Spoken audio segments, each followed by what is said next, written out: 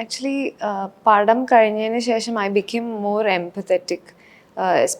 Service സെക്ടറിൽ work ചെയ്യുന്ന ആൾക്കാർ അപ്പം എപ്പോഴും അവർ ചിരിച്ചുകൊണ്ടായിരിക്കുന്നത്. ഇപ്പോൾ ഇൻ്റർവ്യൂസ് എടുക്കുന്ന ആങ്കേഴ്സ് അവരൊക്കെ എപ്പോഴും ചിരിച്ചും എപ്പോഴും പ്ലസൻറ്റുമാണ്. But if we talk to them outside of camera when there is no camera rolling, we know that they might not be at their best while they are shooting. അപ്പോൾ എന്നെ കുറച്ചുകൂടെ empathetic ആക്കി. എൻ്റെ അമ്മയായിട്ട് ഞാൻ കുറേ കൂടെ ക്ലോസറായി. അമ്മ ഇസ് ലോട്ട് ലൈക്ക് വിക്ടോറിയ. എല്ലാവരുടെയും കാര്യം ആദ്യം വെച്ചിട്ട് പിന്നെ അവസാനം ആണ് സ്വന്തം കാര്യം ഇടുന്നത്. അപ്പം ഞാൻ അത്രയും അല്ല, ഞാൻ കുറച്ചും കൂടെ സെൽഫിഷാണ്. അപ്പോൾ വിക്ടോറിയയെ മനസ്സിലാക്കും തോറും എനിക്ക് എന്നോട് അങ്ങനെ ആയിട്ടുള്ള ആൾക്കാരില്ലേ, എന്നെ എപ്പോഴും അല്ല ഇവളുടെ കാര്യം നടക്കട്ടെ എന്ന് പറഞ്ഞിട്ട് എന്നെ ഹെൽപ്പ് ചെയ്യുന്ന കുറേ ആൾക്കാരോട് എനിക്ക് കൂടുതലും എംപത്തറ്റിക് ആവാൻ പറ്റി. And thank you. ഇതിനകത്തൊരു ചോയ്സ് ഉണ്ടല്ലോ. Like this Victoria character is actually stuck between two kind of patriarchy. One is a father, one is a lover. രണ്ട് പാട്രിയാർക്കിയൽ എന്താ പറയുക ഫിഗേഴ്സിന്റെ ഇടയിൽ സ്റ്റക്ക് ആയിട്ടുള്ള വിക്ടോറിയൻ വാട്ട് ടു ചൂസ്.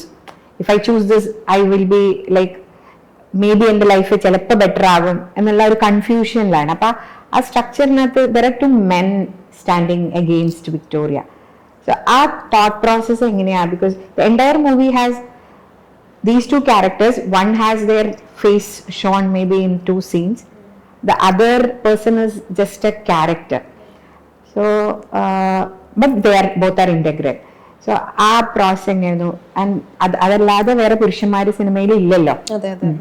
അത് എന്തായിരുന്നു അതിന്റെ തോട്ട് ബിഹൈൻഡ് ഇറ്റ്?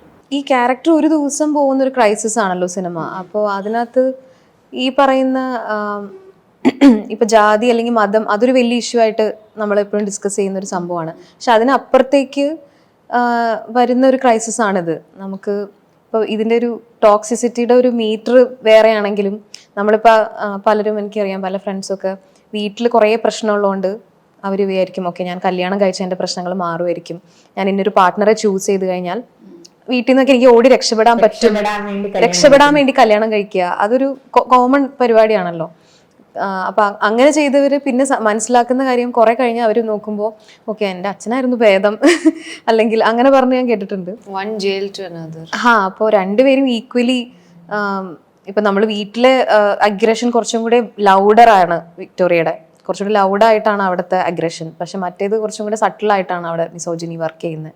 അപ്പൊ രണ്ടായാലും അത് തിരിച്ചറിയാൻ കുറച്ച് സമയമെടുക്കും. ചില ടോക്സിസിറ്റീസ് റിലേഷൻഷിപ്സിലൊക്കെ നമ്മൾക്ക് തന്നെ മനസ്സിലാവാൻ കുറച്ച് സമയമെടുക്കും. പക്ഷെ കുറച്ച് എക്സ്പ്ലിസിറ്റായി ലൗഡായി വയലൻ്റ് ആയ ആൾക്കാരെ നമുക്ക് പെട്ടെന്ന് മനസ്സിലാവും ഓക്കെ ഇവർ ടോക്സിക് ആണെന്നുള്ളത്. പക്ഷെ അങ്ങനെ അല്ലാത്ത ടോക്സിസിറ്റീസും ഉണ്ട്. അത് തിരിച്ചറിയാനും ടൈം എടുക്കും എന്നുള്ള. അപ്പം അങ്ങനെ ഒരുപാട് പേഴ്സണൽ അല്ലെങ്കിൽ ഫ്രണ്ട്സ് പറഞ്ഞു കേട്ട കഥകളും ഒക്കെ ഇൻഫ്ലുവൻസ്ഡ് ആണ് സത്യത്തിൽ.